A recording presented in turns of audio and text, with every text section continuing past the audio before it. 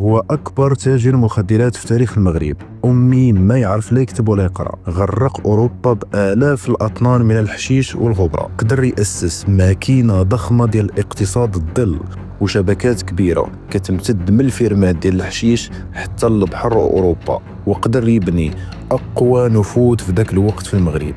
المغرب في الوقت ديالو تصنف المنتج والمصدر الأول للحشيش في العالم. 30% من المساحات المزروعة في الشمال والريف كانت مخصصة للحشيش، وكتنتج 46 ألف طن سنويا من الحشيش، ما يعادل 460 مليار درهم. أجوا نعرفوا كيفاش بدات رحلة صعود أكبر تاجر مخدرات في تاريخ المغرب. مرحبا بكم في قصة حميد الديب.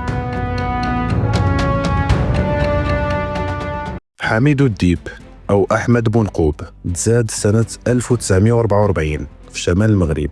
في سن 17 بدأ أول خدمة ديالو كمساعد لأحد البحارة، ومن ثم بدأ يكتشف في البحر والأسرار ديالو السوداء بحال الهجرة السرية وتهريب الممنوعات.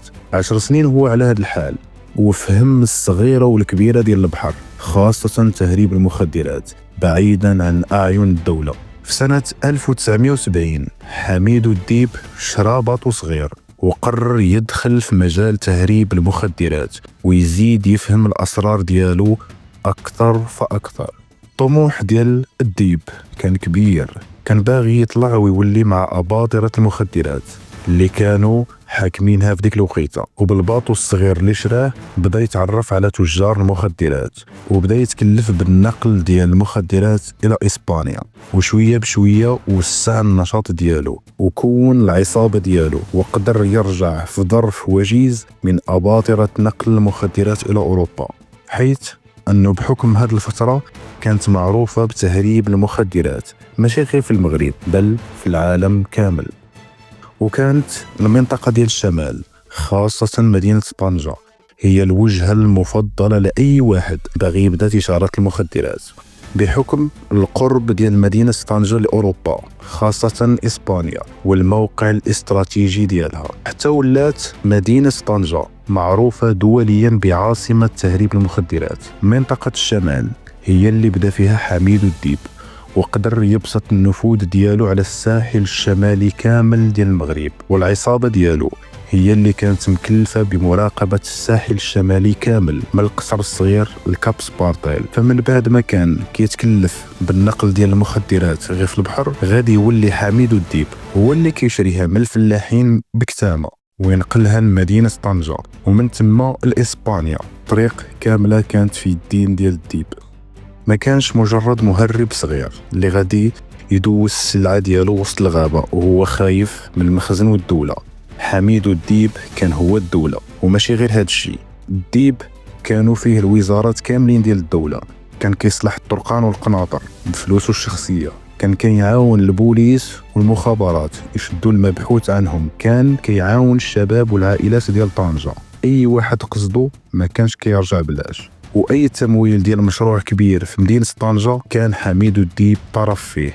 كان في كل جمعه من بعد ما تسالي الصلاه كيتجمعوا الناس يشدوا الصف باش يسلموا عليه، واللي يسلم عليه ياخذ 100 او 200 درهم. في العيد الكبير كان يفرق الحواله على اللي ما فحالهمش. احسن العمارات اللي كانت كتبنى ذاك الوقت في مدينه طنجه وتطوان كانوا ديالو. هادشي بلا ما نهضروا على الجوامع والمرافق الكثيره اللي كان كيساهم فيهم حميد الديب ماديا.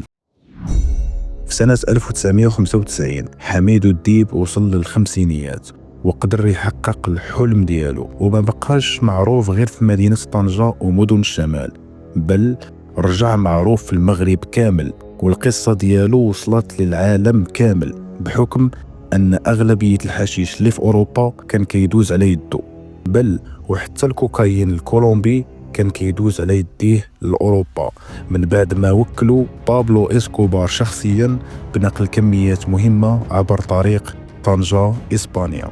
هادشي كامل غادي يجبد عليه النحل. فمن بعد ما كان خدام وكل شيء كيبغيه وحتى واحد ما كيسولو لا فين غادي ولا فين جاي، غادي يولي هو الهدف رقم 1 للمخابرات المغربية، وذلك بسبب تقارير أوروبية سوداء كثيرة عن المخدرات اللي كاينه في اوروبا، واللي المصدر ديالها هو حميد الديب.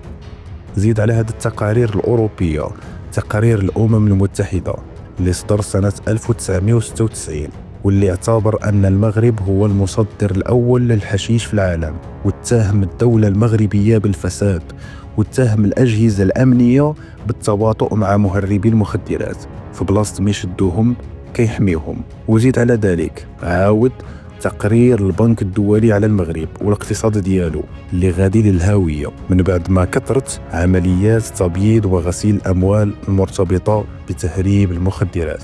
هذه التقارير كاملة ما كانش سهلة على الدولة، غادي يحبسوا الاستثمارات الخارجية على المغرب، والدول غادي يحبسوا التعاون الأمني مع المغرب. وهنا كان تدخل الدولة ضروري باش تعطي صورة مزيانة على البلاد. وفي أكتوبر في نفس السنة 1996 وفي افتتاح الدورة التشريعية غادي يعلن الملك الحسن الثاني بأن البلاد غادية للهاوية ومهددة بالسكتة القلبية، والاقتصاد الوطني في خطر بسبب الأموال المشبوهة، وأنه لابد من إعادة الهيكلة.